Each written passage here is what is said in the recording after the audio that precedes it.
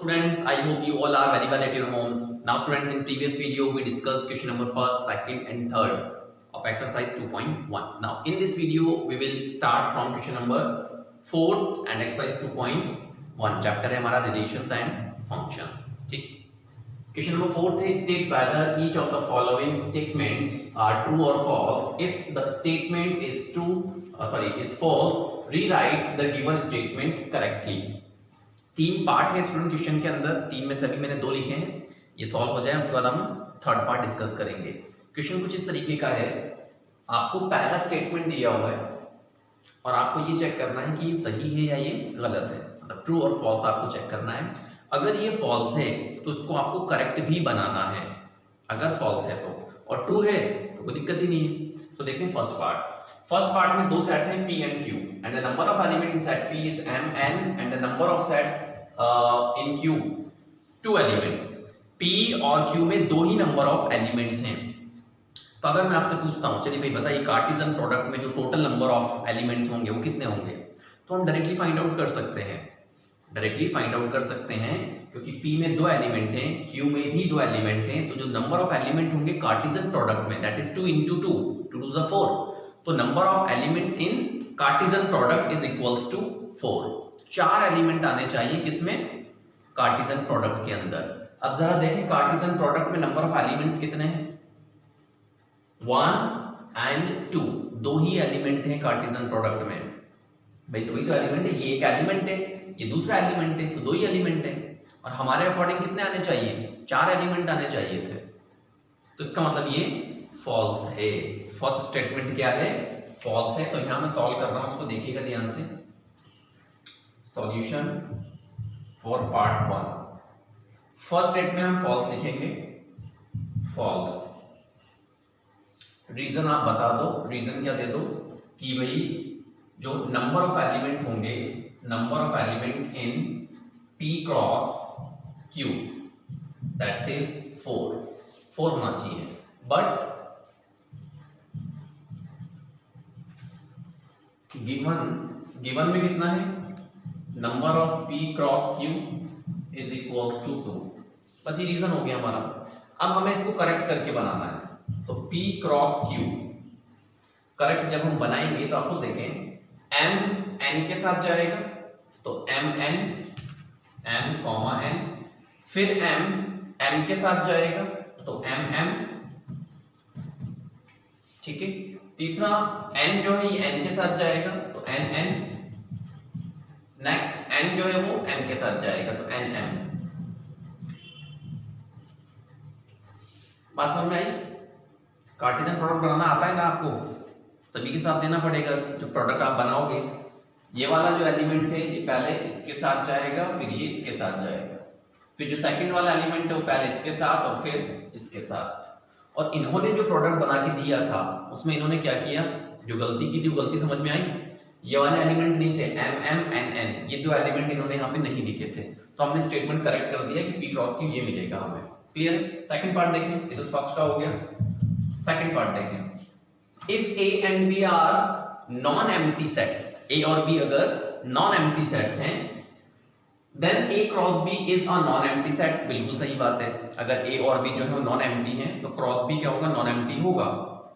Of ordered pair x y such that x belongs to and y belongs to B. ये तो पूरा correct लिखा हुआ है, बिकॉज हमें भी पता है कि जो कार्टेशियन प्रोडक्ट होता है उसमें जो ऑर्डर्ड पेयर होते हैं, ऑर्डर्ड पेयर में जो फर्स्ट एलिमेंट होता है वो फर्स्ट सेट से बिलोंग करेगा, जो सेकंड एलिमेंट होता है वो सेकंड सेट से बिलोंग करेगा.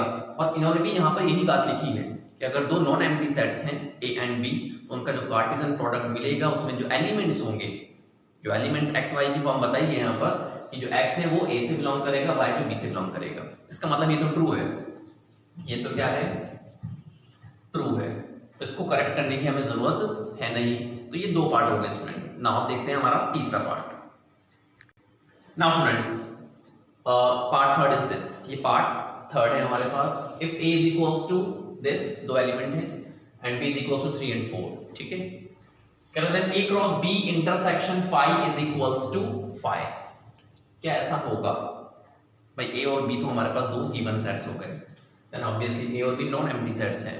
वेल, बट यहाँ पर जो चीज इन्होंने दी है क्या ये सही है, तो हमें इसको वेरीफाई करवाना है कि दिस इज इक्वल्स टू 5 है भी या नहीं है। अगर 5 है तो ये स्टेटमेंट ट्रू माना जाएगा, और अगर ये 5 के इक्वल नहीं आता तो ये फॉल्स स्टेटमेंट होगा, फिर हमें इसको रीराइट करना होगा। ठीक है स्टूडेंट्स, तो इसको जरा चेक करके देखें। सॉल्यूशन गिवन आपको दिया था A क्रॉस B इंटरसेक्शन 5। अब आप खुद देखें B intersection 5 is what, B एक सेट है जो कि ये हमारे पास 3 4 है, इसका 5 के साथ आप इंटरसेक्शन लेंगे, B में 2 एलिमेंट हैं 3 4, 5 क्या होता है, that is null set, no element in null set, कोई एलिमेंट नहीं होता इसमें। इन दोनों में जरा कॉमन एलिमेंट बताएं, B में और 5 में कुछ कॉमन मिलेगा, कुछ भी कॉमन नहीं है, दैट मींस अगेन 5। तो मैं पता चल गया कि B इंटरसेक्शन 5 क्या होता है, दैट इज 5। और अगर आपने वीडियो देखी है अच्छे से तो A क्रॉस 5 मैंने आपको बताया था कि भाई A क्रॉस 5 है किसी भी सेट का कार्टेशियन प्रोडक्ट, कोई से भी 2 सेट अगर आप उनका अगर कार्टेशियन प्रोडक्ट निकालते हो, उनमें से अगर एक भी सेट नल सेट है तो फिर उनका कार्टेशियन प्रोडक्ट भी आपको नल सेट ही मिलेगा। A क्रॉस 5 मैंने इंपॉर्टेंट पॉइंट्स लिखवाए थे आपको, उसमें बताया था, देखिए एक तो सेट है A, दूसरा सेट कौन है 5, तो एक तो नल सेट है ना, तो इनका कार्टेशियन प्रोडक्ट क्या मिलेगा, इनका कार्टेशियन प्रोडक्ट भी आपको क्या मिलेगा 5 ही मिलेगा। और उन्होंने भी ये जो क्वांटिटी इसको इक्वल ही दिया हुआ है, किसके 5 के इक्वल दिया हुआ है, इसका मतलब ये ट्रू है, इसका मतलब ये ट्रू है। Now proceed to the next question. Now students the next question is this question number 6। हालांकि बीच में क्वेश्चन नंबर 5 है, वो उस पैटर्न को उस टाइप को मैं आपको बता चुका हूं ऑलरेडी कि कैसे आप फाइंड करोगे A क्रॉस A। जब 3 सेट का कार्टेशियन प्रोडक्ट निकालना हो तो ये मैं आपको ऑलरेडी बता चुका हूं, इसलिए मैं उसको नहीं करवा रहा हूं, वो आप लोग ट्राई करना खुद से। क्वेश्चन नंबर 6 इसमें बोला if A cross B is equals to this, इस बार कार्टेशियन प्रोडक्ट गिवन है, कार्टेशियन प्रोडक्ट आपको गिवन दिया हुआ है और आपसे बोला फाइंड A एंड B। इस बार आपको सेट फाइंड करने हैं कि सेट A क्या होगा, सेट B क्या होगा, मतलब रिवर्स क्वेश्चन हो गया।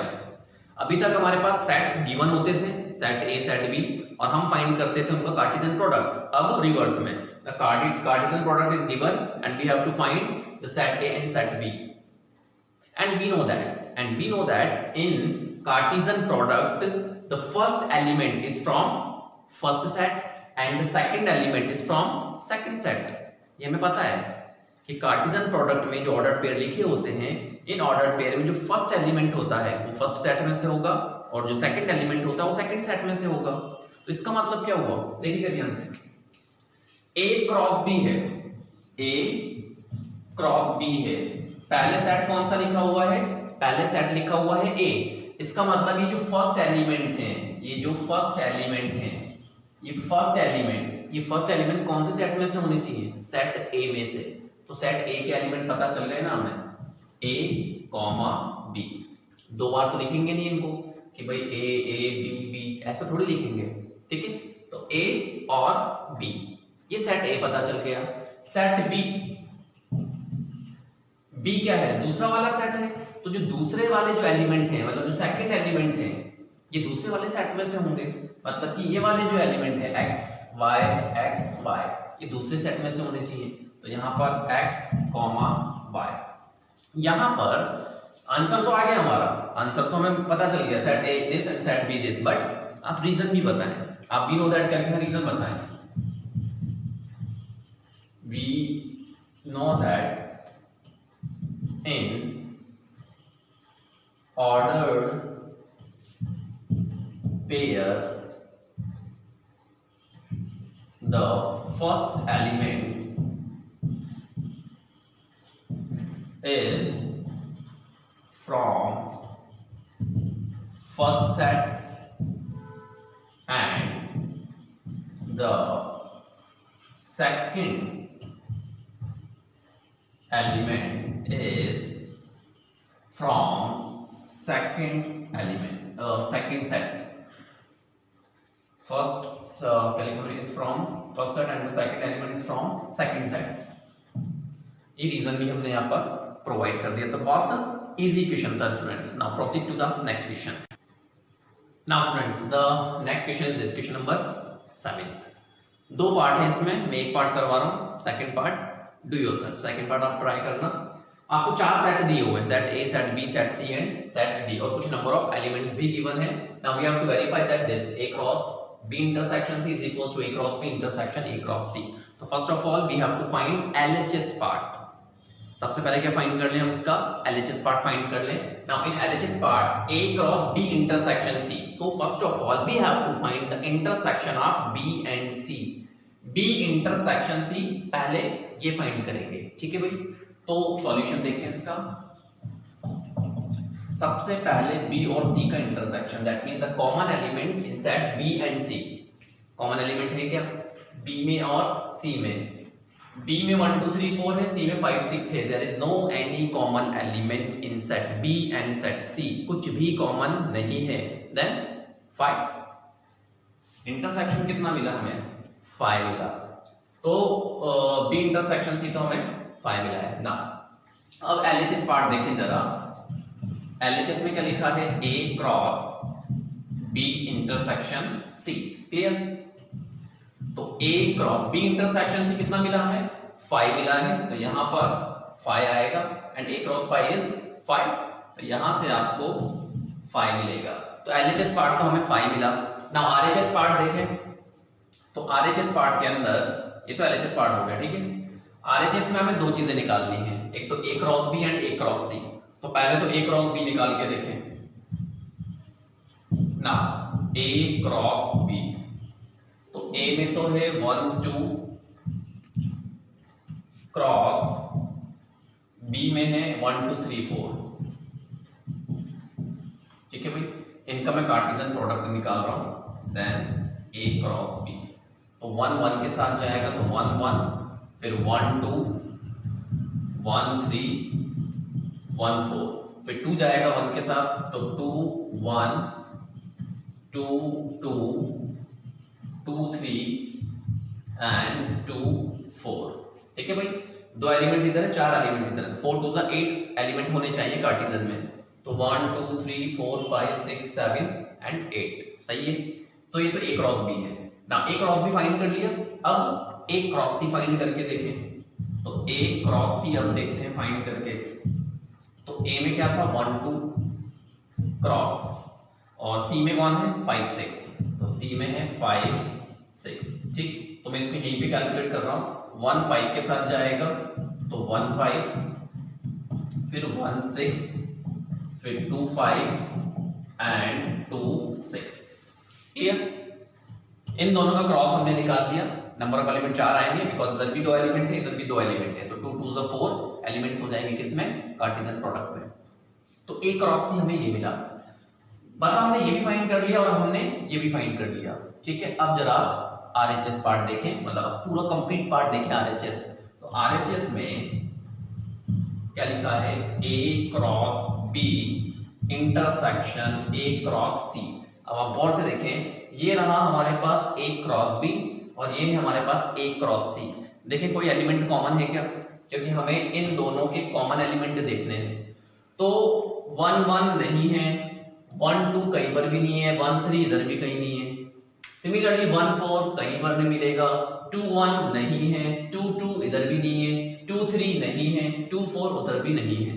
मतलब इसमें और इसमें कुछ भी कॉमन नहीं है, कुछ भी कॉमन नहीं मिल रहा है। आप गौर से देख लें, एक एक एलिमेंट चेक करवा लें, कुछ भी कॉमन आपको नहीं मिलेगा। इसका मतलब इन दोनों में कुछ भी कॉमन नहीं है। तो हम इससे क्या लिख सकते हैं? Is equals to 5। There is no common element in A cross B and A cross C। अब हमने LHS पार्ट क्या निकाला? LHS पार्ट भी तो 5 था और RHS पार्ट भी क्या आ रहा है? 5 आ रहा है। इसका मतलब वेरीफाई हो गया। तो आप चाहें तो इसको सेकंड और इसको फर्स्ट बोल के लिख सकते हैं। From first and second this A cross this is equals to A cross B intersection A cross C, ऐसा लिख सकते हैं। ये एक पार्ट हो गया 7th का। इसका एक पार्ट और है जिसमें सबसेट प्रूव करना है, तो आप ट्राई करना students. Now proceed to the next part. Now students, next question is this, question number 8। Let A is equals to 1 2 B 3 4। तो A और B में दो एलिमेंट्स हैं। Right A cross B। सबसे पहले तो कार्टेशियन प्रोडक्ट बनवा रहा है, तो कार्टेशियन प्रोडक्ट बनाते हैं पहले तो सॉल्यूशन A क्रॉस B, ठीक है। तो 1 3 1 4 2 3 एंड 2 4। कार्टेशियन प्रोडक्ट आ गया। नंबर ऑफ एलिमेंट कितने 1 2 3 4, 4 एलिमेंट है in Cartesian product of A and B, और होना भी चाहिए। क्यों? ए में 2 एलिमेंट है, बी में भी 2 एलिमेंट है, तो 2 × 2 4, 2 2 4, तो नंबर ऑफ एलिमेंट्स 4 होने चाहिए थे क्रॉस के अंदर, मतलब कि कार्टेशियन प्रोडक्ट में। वेल, तो ये तो हमने ए क्रॉस बी फाइंड किया। फिर बोल रहा है how many subsets will A cross B have, list them. अब यहां पर सबसेट के ऊपर बात है कि भाई इससे आप कितने सबसेट बना सकते हो, इससे आप कितने सबसेट बना सकते हो, उनकी लिस्ट भी बना के बताओ। तो स्टूडेंट्स, अगर आपको याद हो तो जब हमने चैप्टर पढ़ा था ना सेट्स, तो मैंने आपको एक फॉर्मूला बताया था नंबर ऑफ सबसेट्स के लिए। क्या फॉर्मूला बताया था? देखिए, अगर आपको याद हो तो नंबर ऑफ एलिमेंट्स और number of subset, number of subsets, number of subset is equals to 2 raised to the power n, 2 raised to the power n, where n is number of element in the given set या in the set। जैसे एक set है A, इसमें late से 1 2 3 हैं, कितने element हैं? 3 element हैं। मैं आपसे बोलूं बताओ कितने आप सबसेट बना सकते हो, तो आप कैसे निकालोगे? मतलब जो नंबर ऑफ सबसेट्स है, नंबर ऑफ सबसेट्स की अगर बात करें तो 2 raised to the power 3 से निकालोगे आप, क्योंकि 3 एलिमेंट हैं, तो 2 raised to the power 3 that is 8। तो आप जब सबसेट बनाओगे तो टोटल कितने सबसेट आएंगे? 8 सबसेट आएंगे। तो बस हमें नंबर ऑफ एलिमेंट की तो जरूरत पड़ती है, उसको 2 की पावर में लगा दो, then you will get number of subsets. तो यहाँ पे देखिए ये क्या है, एक सेट ही तो है, कार्टेशियन प्रोडक्ट एक सेट ही होता है, करली ब्रेसेस के अंदर ही तो है एलिमेंट्स। फर्क इतना सा रहता है कि एलिमेंट ऑर्डर पेयर की फॉर्म में रहते हैं, बाकी है तो ये भी सेट ही, ठीक है। तो ये सेट है, एलिमेंट कितने हैं? 4 एलिमेंट हैं। तो देखिएगा ध्यान से, नंबर ऑफ एलिमेंट्स ऐसे लिख लें, या आप चाहें तो n a क्रॉस b ऐसे लिख लें। कितने एलिमेंट थे? 4। अब नंबर ऑफ सबसेट्स पता करने हैं, तो नंबर ऑफ सबसेट्स फॉर्मूला हमारे पास है 2 raised to the power n, तो 2 raised to the power n, n कितना है यहाँ पर? 4 नंबर ऑफ एलिमेंट, तो 2 raised to the power 4, बात समझ में? That is 16। तो हमें पता चल गया 16 सबसेट बनेंगे, ठीक है। अब उनकी लिस्ट भी बनानी है, तो देखिए सबसेट्स की जो लिस्ट होगी, मतलब कितने सबसेट होंगे, एक तो 5 होगा, because 5 is the subset of every set, ठीक है। 5 तो मिलेगा। एलिमेंट ये है, तो एक सबसेट हमें मिलेगा 1 3, एक सबसेट हमें मिल सकता है 1 4, एक सबसेट ऑर्डर पेयर भी याद रखें, एक सबसेट हमें मिलेगा 2 3, एक सबसेट मिलेगा 2 4, ठीक है। तो पहले तो मैंने इंडिविजुअल लिख दी, ये भी सबसेट्स हैं, अब दो करके ले लेते हैं। 1 3 1 4, 1 3 1 4, 1 3 2 3 मिल सकता है, 1 3 2 3, 1 3 2 4 मिल सकता है, 1 3 2 4, इसको हमने सबके साथ ले लिया, ठीक है। अब 1 4 को ले लें, 1 4 1 3 मिल सकता है, 1 4 1 3, 1 4 1 4 1 3 तो हो गया ना, आई थिंक ये ना 1 4 1 3 हो चुका सर। इसका और इसका मतलब एक ही, मैंने बताया था आपको सबसेट में कॉमास के बाद एलिमेंट का इफेक्ट नहीं पड़ता। ये जैसे मैं यहाँ पर ये लिखने वाला था, तो आपको देखिए ये मैं लिख चुका हूँ ऑलरेडी, ये रहा 1 3 1 4 लिखें या 1 4 1 3 लिखें, ये दोनों सेम सबसेट हैं, ये दोनों एक ही सबसेट माने जाएंगे, ठीक है। ये एलिमेंट तो सेम है ना भाई, ये एलिमेंट यहाँ पर भी तो है 1 3, 1 4 एलिमेंट उधर है तो उधर भी एलिमेंट तो सेम ही है ना, तो सेम सबसेट रहेगा, ठीक है। तो ये नहीं आएगा, ये वाला सबसेट नहीं लेंगे, ठीक है। तो 1 3 1 4 हो गया, 1 4 का 2 3 के साथ लेना पड़ेगा, 1 4 2 3, ठीक है। 1 4 2 3 पहले कभी नहीं आया, नहीं आया। 1 4 का 2 4 के साथ ले लें, 1 4 2 4, 1 4 2 4 2 4, ठीक है। और अच्छा ये देखते भी ना कोई रिपीट नहीं हो जाए। अच्छा ये नहीं आएगा 1 4 2 3 और 1 4 2 3, अच्छा ये तो अलग अलग है, ये तो अलग अलग है, ये सेम सही है अपना एकदम, ठीक है। 1 4 2 4 और 1 4 2 4 हो गया। अब 2 3 2 4 आएगा, 2 3 2 4, 2 3 2 4 हो गया, ठीक है। तो दो दो के ले लिए, अब 3 का ले लो, 1 3 1 4 2 3, 3 का भी बन सकता है ना भाई, तो 1 3 1 4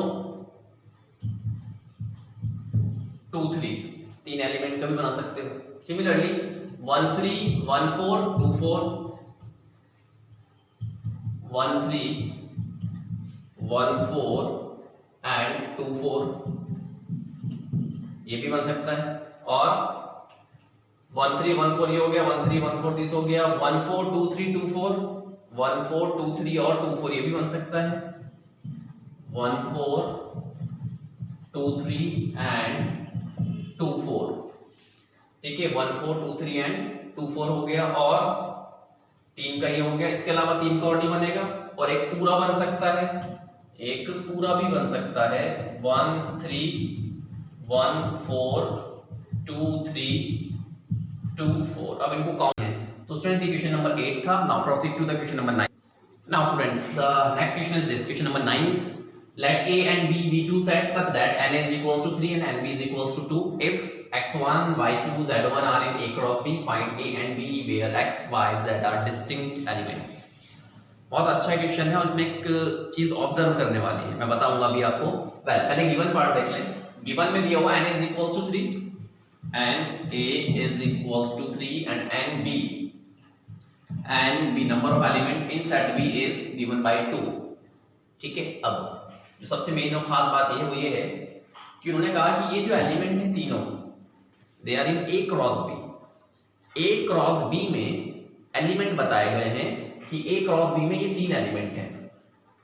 अब जो मैं कह रहा था कि एक खास बात ऑब्जर्व करने वाली वो ये, क्वेश्चन में ऐसा नहीं कहा कि ए क्रॉस बी ये है, ऐसा नहीं बोला है। ए क्रॉस बी देखिएगा ध्यान से, x1 y2 z1, ऐसा नहीं बोला है क्वेश्चन में कि ये आपको ए क्रॉस बी दिया जा रहा है, ऐसा नहीं बोला है। क्वेश्चन में यूं बोला है कि ये जो एलिमेंट हैं ये ए क्रॉस बी के अंदर है।